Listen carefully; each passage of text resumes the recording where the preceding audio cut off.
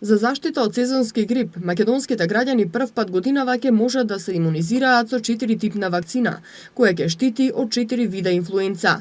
Ова е по препорака на Светската здравствена организација, од каде сметаат дека овие вакцини се поефикасни. Здравствените власти велат дека постапката за јавната набавка на вакцините е во тек и до крајот на месецов се очекува да се стартува со имунизацијата. Новина е што годинава за постарата популација над 65 години ќе има околу 28.000 дози бесплатни вакцини против грип.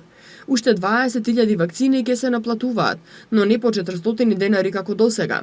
Тие ќе имаат повисока цена бидејќи се работи за нов тип вакцина и годинава најмногу вакцини ќе има за Скопскиот регион, а имунизацијата ќе стартува кон крајот на октомври, кога ќе пристигнат новите вакцини. На Скопјани годинава прв пат ќе им бидат достапни над 10.000 вакцини против грип.